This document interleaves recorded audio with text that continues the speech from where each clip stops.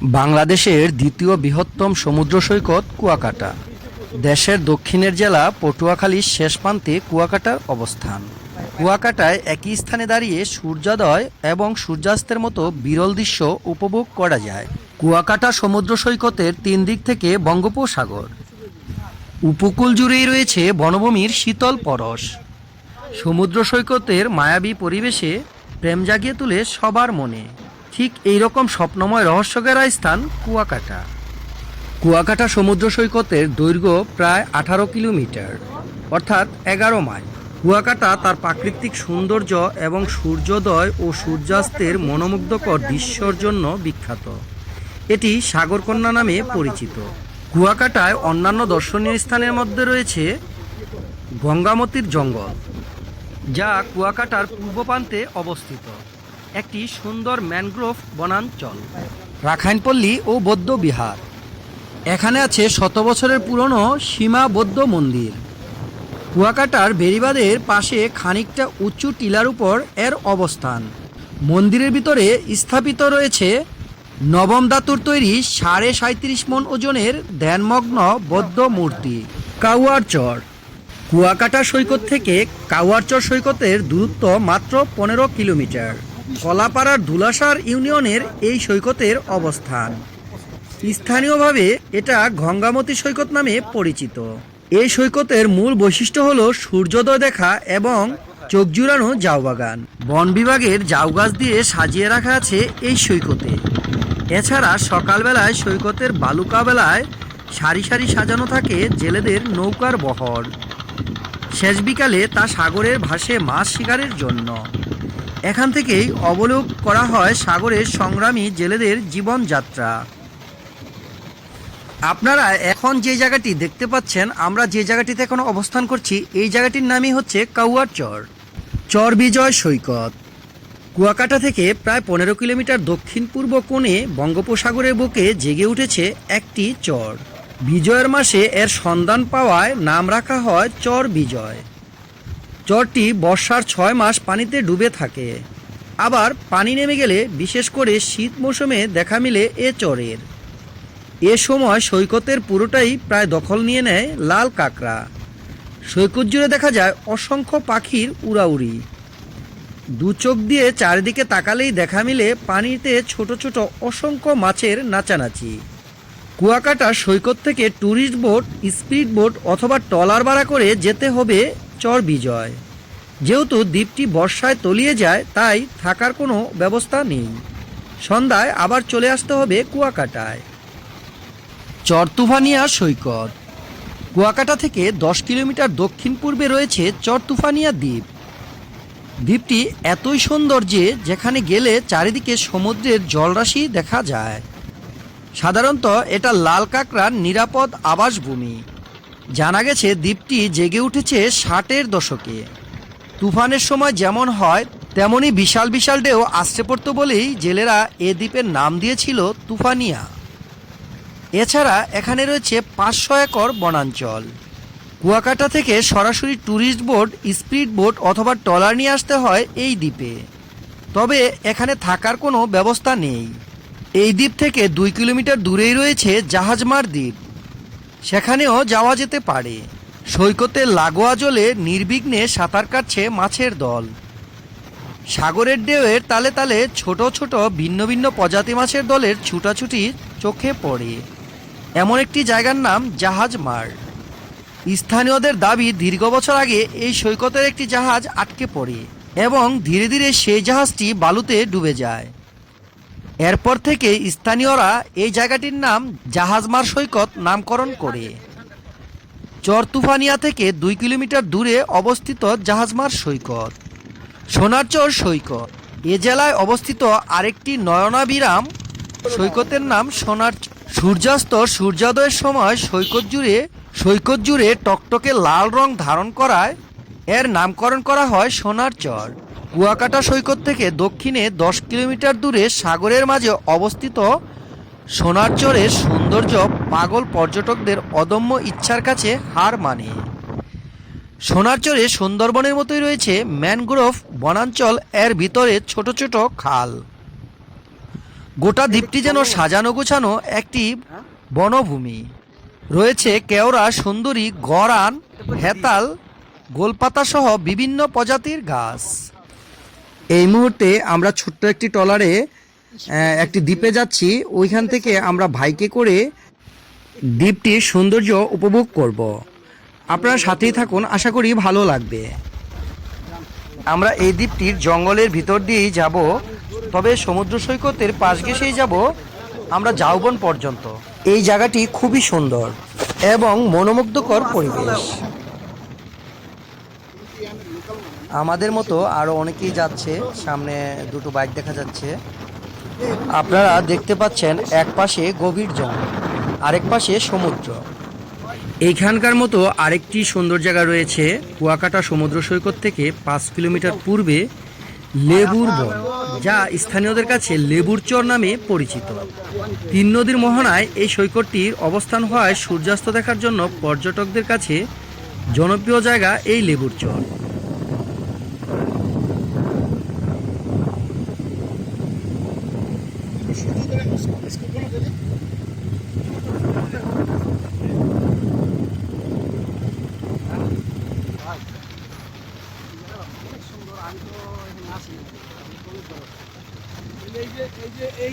চালাই না স্যার, এই যে বাইক দিয়ে চালাই না স্যার, 1200 না 1500 দেখেন না, যাই আমি কথা বললাম, ভালো লাগছে স্যার। ট্যাক্সি গাড়ি এই যে 3400 টাকা, অন্য সে 1200 টাকা লোক ওদের কাছে বললে তো পাইবেন না, 35 পাইবেন না।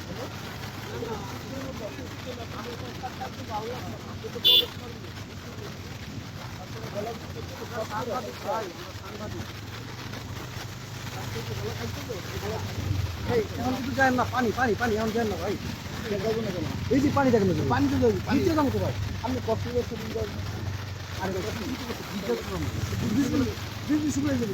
না না না ভাই, না বুঝতাম না, বুঝতাম না, আমি আমি যে মাঝখান নিয়ে যাবো না ভাই, বুঝতাম না,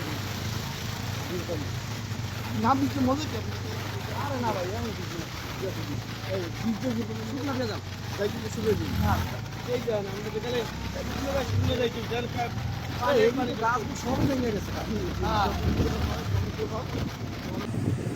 আপনার একজাক্ট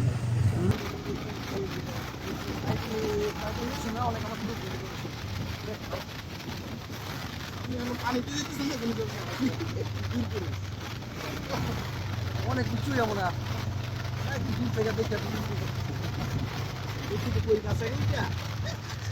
হ্যাঁ, আমি তো রাস্তা নাই রে ভাই, এই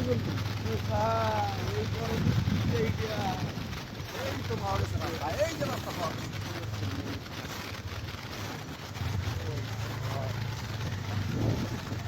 সুন্দর লাগতেছে, আজ মানে একটা বৃক্ষ ভাঙে বিধ্বস্ত হয়ে গেছে, আপনার সুন্দর লাগতেছে, কিন্তু সুন্দর, খুবই সুন্দর, কপাল আমার এর প্রশ্ন কেউ সর্বনা, হ্যাঁ সুন্দর লাগে, খুব সুন্দর সুন্দর দৃশ্য, এই বৃক্ষ, হ্যাঁ দাঁড়ায় আসছিল মাথা উঁচু করে, তার কিন্তু আমি সুন্দর মানে আমরাই কারো কাছে কিছুই না, হ্যাঁ আমরা যতগুলো কিছু মনে করি দুঃখের মতো চিন্তা করেন, দেখুন সে আমাদের মূল থেকে উৎপাদ হয়ে যেতে পারে। হ্যাঁ, গাছগুলো কি কম শক্তিশালী ছিল না, গাছগুলো অবশ্যই মূল থেকে উৎপাদ করা আর মানে পৃথিবী যখন ধ্বংস হবে, হ্যাঁ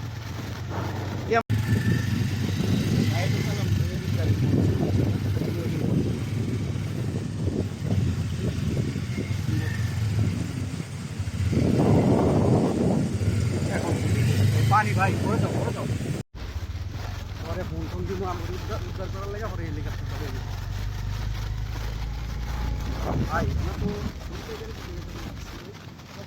কিছু নাই স্যার, কিছু নাই, রিস্কি জঙ্গল না, কোথাও সমস্যা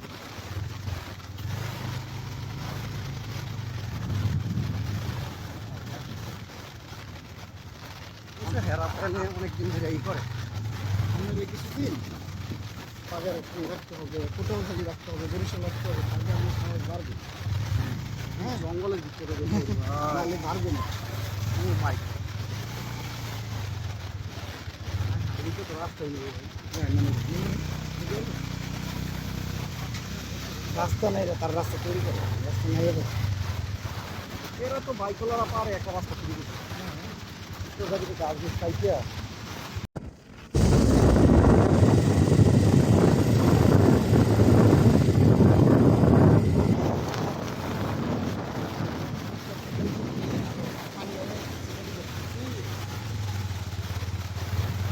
এই যেহেতু মজা পাইছেন না এখন বিকেলে এলে ঢেউ না থাকলে মজা থাকে না। হ্যাঁ ঢেউটা সকালবেলা ঢেউয়ার পাশে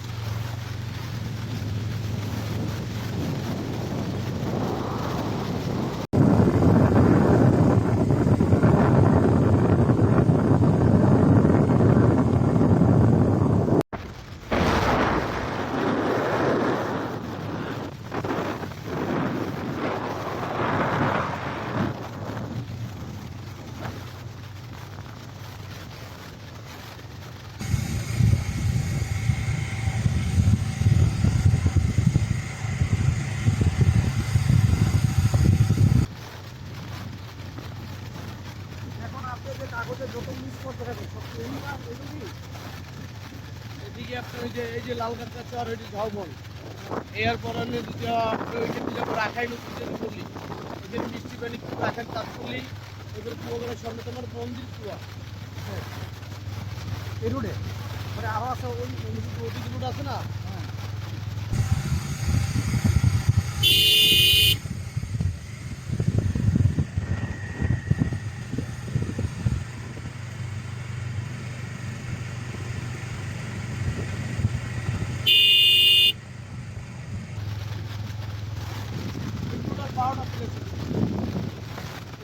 ম্যানগ্রোভ ফরেস্ট দেখলেন না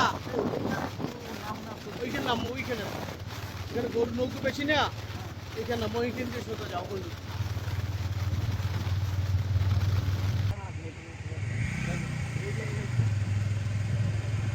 এই যে লাল কাঁচা দেখেন পেরিয়ে লাউ কাটতো এনে রাখ তাইলে না এটা ধরতে পারবো না আমরা দোয়া করে সমস্যা আপনি কক্সবাজার লাল কাঁকড়া চলে গেছেন না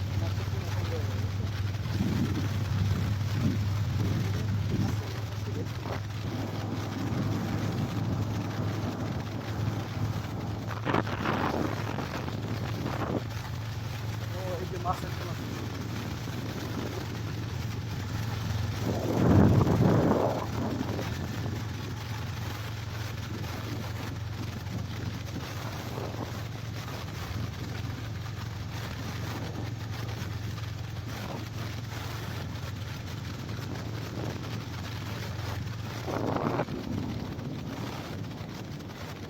আমাদের আগে না আরো বাইক ছিল এরা কি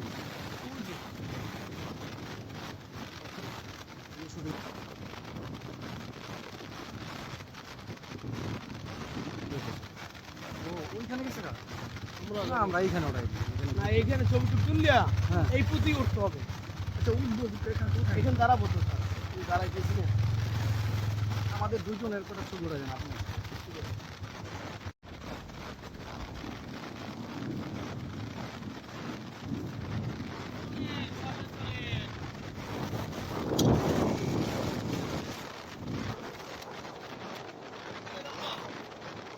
যাবো না যাবো না যাবো না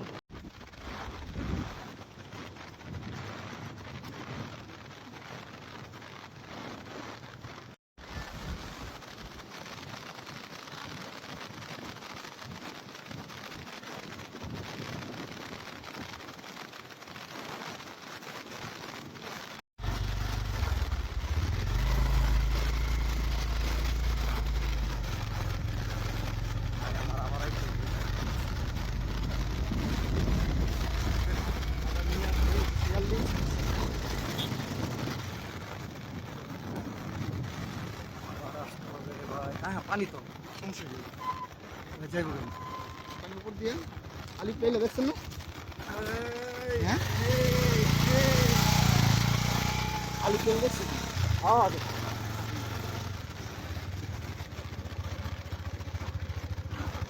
এটা কি যাবন যাবন কি বলবো আচ্ছা আমরা যাবনের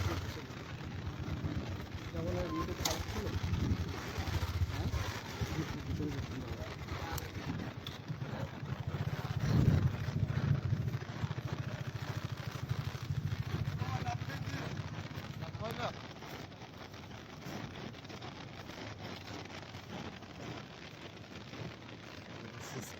টাকা হইলা হ্যাঁ আসার পরে ওই হ্যাঁ হেদিক নিয়ে জানা গেল না হ্যাঁ তো ওইদিকে নিয়ে যাবো নাম করে হ্যাঁ। যাও বোনের এই যে বাইকের চাকার দাগ হ্যাঁ ভাই হ্যাঁ হ্যাঁ আনাম এদিকে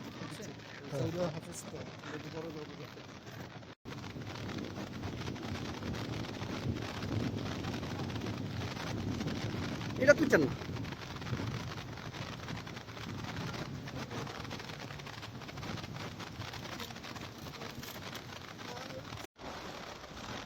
এখানে এই ভাই এই সমুদ্র থেকে কিছু পোনা সংগ্রহ করেছে এই যে এই চিংড়ির পোনাগুলি এখানে রাখতেছে গুনে গুনে আর এখানে এই যে দৌড়াদৌড়ি করতেছে যে এগুলো হচ্ছে কাঁকড়া এগুলো উনি আবার সমুদ্র থেকে ধরছে যেহেতু ওইখানে আবার ফেলে দেবে আর এই যে ছোট ছোট চিংড়ির পোনাগুলো কিন্তু বোঝা যায় এই যে দৌড়াদৌড়ি করতেছে 200 টাকা 1000 টাকা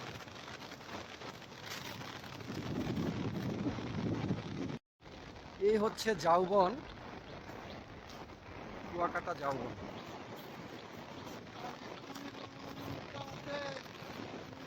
একদিকে সমুদ্র আরেকদিকে ঝাউবন বাহ খুব সুন্দর লাগছে অসম্ভব সুন্দর জায়গা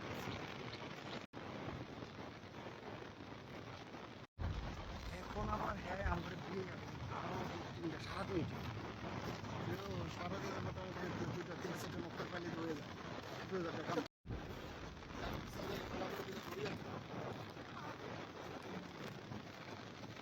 আমার কিন্তু অনেক জুম হয় দেখেন দেখেন জুমটা দেখেন জুম করতে ফাটাক ফাটবো না চুমো আরে একটা চুমো ডাব হচ্ছে 100 টাকা করে না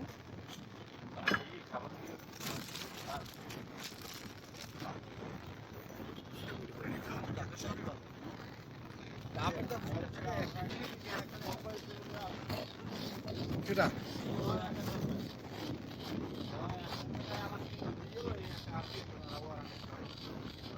পানি তো মিষ্টি না পানি মিষ্টি না এটা ঠিক কুয়াকাটায় প্রচুর ডাবের গাছ না তাহলে তো এখানে তো সস্তা হওয়ার কথা রেলি গ্রাম থেকে আসছে গ্রাম আছে বাইকের আছে বাইকের জায়গা পারে কুয়াকাটা এসে ডাব খাচ্ছি এই জায়গাটার নাম হচ্ছে ঝাউবন তো এক একটা ডাবের পিস হচ্ছে 100 টাকা তো সেই অনুযায়ী ডাবের দাম তুলনামূলকভাবে একটু সস্তা আছে এখানে আসলে অবশ্যই ডাব খাবেন। আপনারা ইচ্ছে করলে সাগর তীরে বসেই তাজা মাছ খেতে পারবেন